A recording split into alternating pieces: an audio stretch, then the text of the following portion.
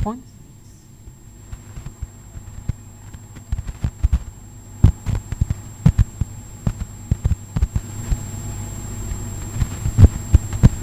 As Jonathan solicits support for Buhari. Police summon Ekweremadu over alleged forgery. Coming on the foreign scene tonight, Clinton accuses China of hacking. In sports news tonight, Blatter blames politics for Qatar vote. Thank you for joining us on the news, and now the news in full. Presidency has dismissed insinuations that President Muhammadu Buhari is implementing a northern agenda in his political appointments. It will be recalled that President Buhari, since taking over the reins of power on May 29th, made at least 9 different appointments, the latest being the Director General of the State Services, DSS, Lawal Daura of Katsina State. But the appointment was seen by many Nigerians to be lopsided. Favoring the North, only one of the appointments came from the Southwest. In addition to the appointments were also the elections of Dr. Bukola Saraki from Kwara State, North Central, and Bar Yakubu Dagara from Bauchi State, Northeast Senate President and Speaker, House of Representatives. And former President Goodluck Jonathan has urged Nigerians to continue supporting and praying for his successor, President Muhammadu Buhari, as terrorist activities intensifies. Jonathan said this on his official Facebook page on Sunday while reacting to the church bombing in Yobe, which left over 6 people dead. The former president, who has been silent for several weeks, said the Sunday attack was a sad reminder that the war against terror is a task for all Nigerians and not only the armed forces. He urged all Nigerians to continue to pray for peace in Nigeria and to support the administration of President Muhammadu Buhari as the government does its best to bring to an end these acts of terror and insecurity among Nigerians. The police in Yobe on Sunday confirmed the killings of 6 persons in a suicide bomb attack on a church in Potsdam. Mr. Tony Gbadigesh, the police public relations officer PPRO of the state command, told newsmen in Damaturu that the death included the suicide bomber. He said the injured are receiving treatment at various health facilities in the area. 4 worshippers died instantly, while the 5th victim gave up the ghost shortly after he was taken to the hospital. The victims included a woman with her 2 children, the pastor, and another worshipper. And the Inspector General of Police, Mr. Solomon Orasi, has summoned the Deputy Senate President, Senator Ike Ekweremadu, over alleged forgery of the Senate rules. Ekweremadu is expected to appear before a team of investigators at the force headquarters in Abuja on Monday. National Publicity Secretary of the opposition party, the People's Democratic Party, Chief Olisametu, confirmed the invitation at a press briefing in Abuja on Sunday. A federal lawmaker representing Ijesha South constituency of Osun State at the National Assembly is calling for an all-inclusive stakeholders meeting to discuss how to improve the revenue of Osun State. The call became imperative following the financial crisis owing to the dwindling allocation from the state to the state from the federal perch. Honorable Ajibola Famuriwa, who made the call in Oshogbo, the Osun State capital, appealed to the striking workers to call off the industrial action with a view to further improving the revenue of the state through internally generated revenue. Correspondent Abbas Okwadeji reports that the lawmaker accused the opposition of sponsoring campaign of calumny against Governor Rauf Aregbesola and the state government to portray the situation as being the worst in Nigeria. He, however, assures that the local government workers who have been owed 4-month salaries will receive the March and April salaries in few coming days. That is scandal, and it should not be singled out for victimization. Politics should never be played at the expense and certainly not to the detriment of the people. The opposition politicians should stop their campaign of calumny on Aregbesola and our party, APC, and stop disparaging the state as well. The sponsored calculated attempt to drag Aregbesola into the mud with the financial challenge of the state by them has failed. And as the crisis between the Edo State chapter of the Nigeria Labour Congress of Local Government Employees NOGE and the elected local government council authorities takes a new twist in the state over unpaid salaries, Governor Adams Oshomole has directed the council chairman and councillors of the 18 local government areas to forfeit their allowances to settle the workers' salaries. The local government workers who have been on strike for about 4 weeks have been protesting on the streets of Benin City, the Edo State capital, every week to impress on the government their plight. Their protests came to a climax when they finally met with the executive of the Nigeria Labour Congress and later with Chief Anthony Enahoro, House of Assembly complex, where they met with the leadership of the 6th Assembly led by the Speaker, Right Honorable Victor Edoro. The workers at the meeting narrated their plight in stating that local governments were owing the workers ranging from 2 to 9 months unpaid salaries. The state chairman of NOGE, Mr. Edward Irikene, noted that it was the responsibility of the state government to ensure that all workers in the state are paid their entitlements at the end of every month.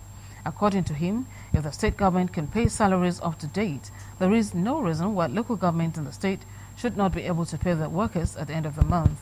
He appealed to the state government through the leadership of the House of Assembly to take full responsibility by directing the local government councils to pay their workers.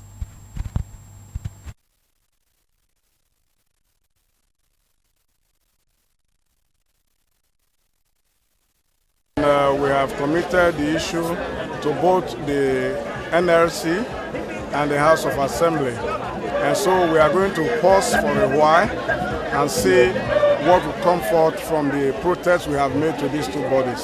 So we will equally meet and reevaluate the positions we have taken so far and see the way forward. 16 on the district government, if a governor cannot call the chairman and secretary, the chairman of this council to order. Because today we are talking of 9 months. Who is Edo State? Who is the governor, Commander Adam, and the former president of NS, who fought to work hard against all this doubling of salaries? I mean, so that one we actually cried out widely and actually urge you to at least do something to bring out this local government chairman.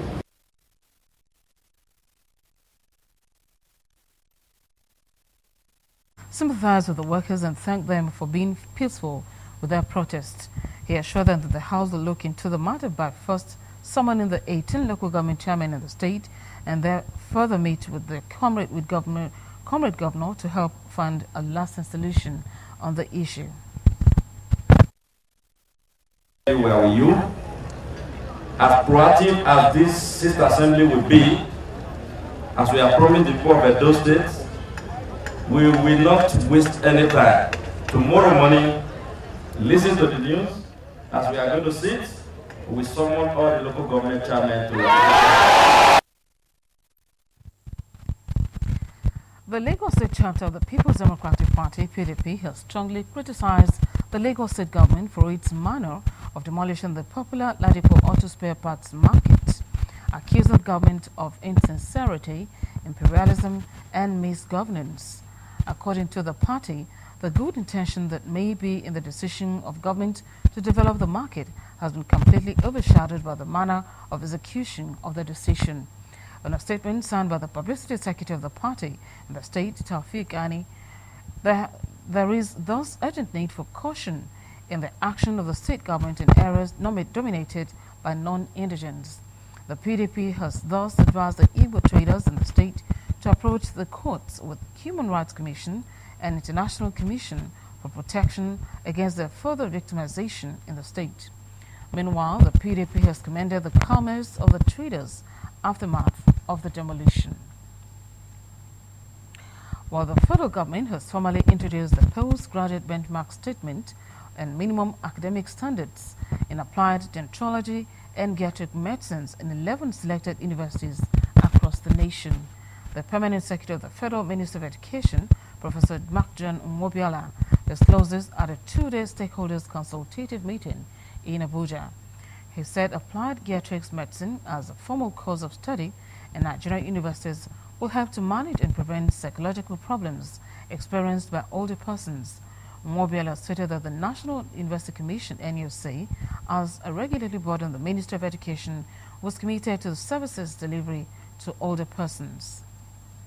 Of study in Nigerian universities as crucial to the development of systems of healthcare and social support.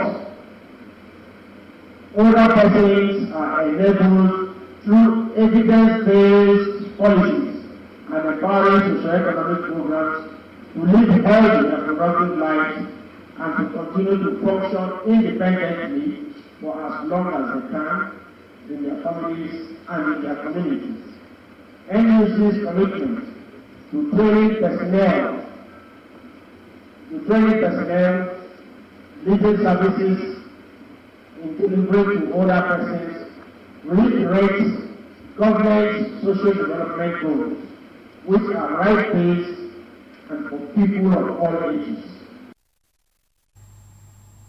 In the meantime, the chairman of the National Universities Commission, Professor Julius Okoje, stated that the commission was setting a national priority for human resources development to meet increasing challenges of the older population.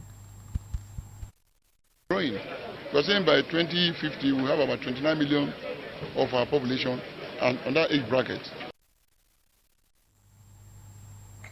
The National Association of Proprietors of Private Schools have called on the federal government to support unified examination for all schools across the country. The immediate past chairman of the association, Dr. Yomi Otubelo, made this known during an inspection tour of the examination in Lagos. Otubelo explained that the exercise was geared towards the success of quality and good academic performance of primary and secondary school children in the state to meet international standards. He added that the unified examination is to prepare them for further external examinations. Understand that the grading of the students does not rely on them alone again, and this has made them cover the syllabus to a great extent. And also we also felt that the examination results can be used as a benchmark to judge the teachers in their daily discipline. And also those various schools that have participated has also made tremendous efforts by their children, pupils, candidates, in ensuring that they are studious more than ever, because now they know that the examination is from an independent board. In actual fact, this is our second edition. There will be ups and downs, but with time, things will streamline. I'm sure very soon, by the next one, we will have taken care of those lapses.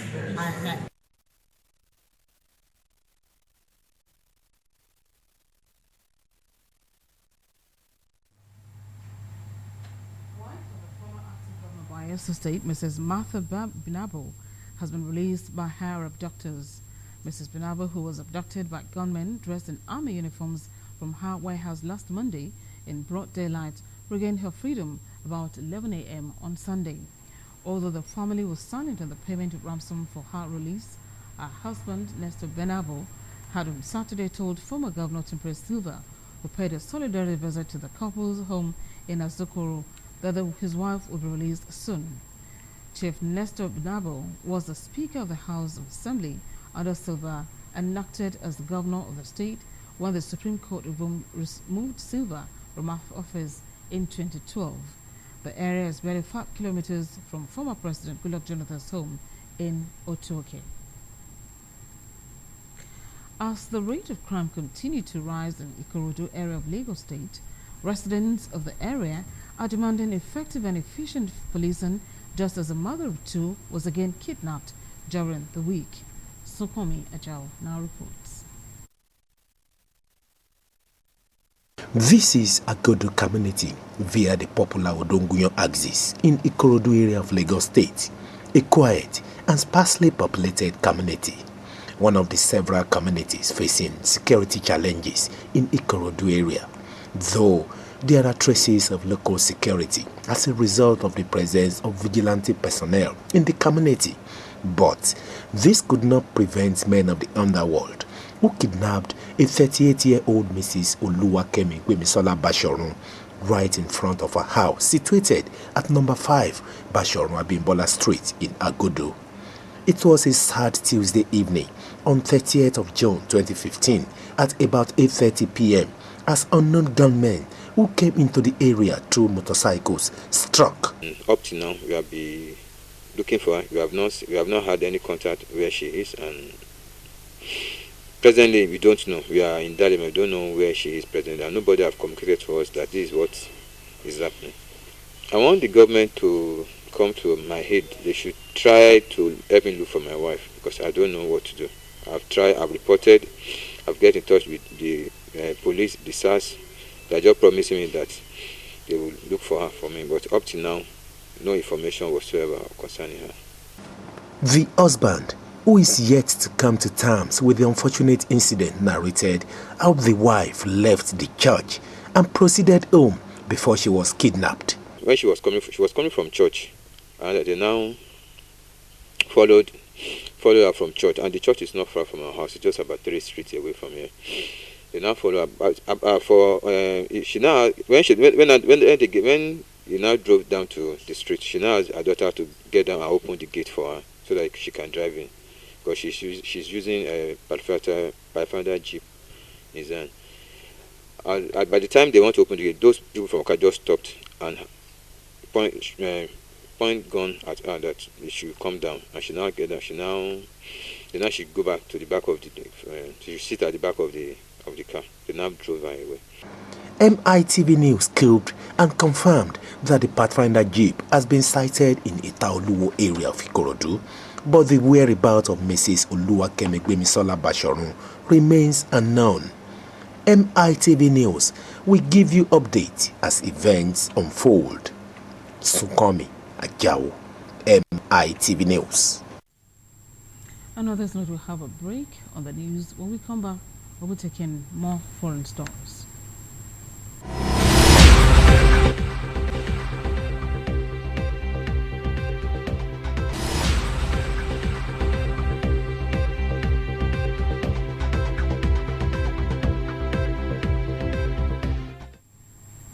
Welcome back on the foreign scene tonight. Millions of Greeks have voted in a crucial referendum on whether to accept the terms of an international bailout. Opinion polls released as voting ended suggested a slight lead for the no vote. No exit polls were published. The first official results are expected in the coming hours. The government had urged people to vote no, while the yes campaign wondered that this could see Greece ejected from the Eurozone. The governing radical Left Syria party has criticized the bailout terms as humiliating. Its leading figure said rejecting the terms could give them more leverage in talks over the country's massive debt. As U.S. Democratic presidential hopeful Hillary Clinton has accused China of stealing commercial secrets and government information. She accused China of trying to hack into everything that doesn't move in America and urged vigilance. U.S. officials named China as the chief suspect in the massive hack of records of a U.S. government agency earlier this year. China had denied any involvement and called U.S. claims irresponsible. As Islamic State's suicide bombers and fighters attacked the center of Iraq's northern oil refinery town of Beidi overnight, forcing the army and Shia fighters to pull back. The town of Beidi and its refinery, Iraq's largest, have been a battlefront for more than a year now. The hardline Islamist says the town in June 2014 has swept through much of northern Iraq towards the capital, Baghdad.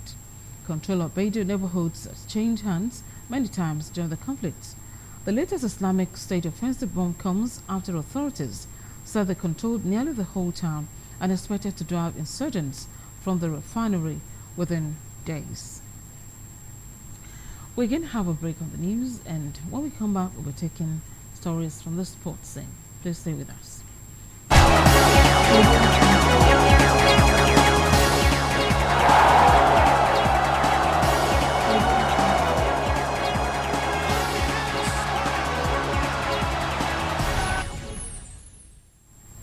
Welcome and on the spot scene tonight. FIFA President Sepp Blatter says French and German presidents applied political pressure prior to the 2018 and 2022 World Cup votes. He alleges ex-French President Nicolas Sarkozy and his German counterpart Christian Wolff sought to influence voting before Qatar and Russia were chosen as respective hosts in 2010. The voting process is now under investigation by the Swiss prosecutors. Blatter announced on June 2nd he would step down from the presidency at World Football's governing body at an extraordinary congress to be held between December and March. Tottenham Hotspur are close to signing the Atletico Madrid defender Toby Alderweireld for a fee believed to be £11.5 million. According to reports on Sunday, the clubs have agreed the fee after talks between the Tottenham chairman Daniel Levy and the Atletico chief executive Miguel Angel reached a successful conclusion over the weekend. The deal is yet to be completed, but Tottenham seemed likely to beat Southampton, where Alderweireld had a successful year on loan last season, to the Belgian international signature. The Southampton manager, Ronaldo Koeman, said last week that he had a good hope that he will stay at St. Mary's, but said the prospect appears to be receding after Tottenham moved to accelerate negotiation. And that's the news tonight. Before we go, a recap of major stories in the news. In the news tonight, we told you that the presidency has dismissed insinuations that President Muhammadu Buhari is implementing a northern agenda in his political appointments. Also, former President Goodluck Jonathan has called on Nigerians to continue supporting and praying for his successor, President Muhammadu Buhari. The Inspector General of Police, Solomon Urasi, has summoned the Deputy Senate President, A.K. Kurumadu, over alleged forgery of the Senate rules. While on the foreign scene, we're told that U.S. Democratic presidential hopeful Hillary Clinton has accused China of stealing commercial secrets and government information. While on the sports scene, we're told that FIFA President Sepp Blatter says French and German presidents applied political pressure prior to the 2018 and 2022 World Cup votes. Don't forget that you can watch us live on our website www.mitvonline.tv or on our Facebook page www.facebook.com/mitvng by clicking on the Welcome tab. For BlackBerry, Android and other mobile devices, you can download our app MRTV Star FM on their respective stores or tweet us at MRTV Lagos. Thank you for being a part of the news, and journey to have a wonderful night rest and to have a great week. Good night.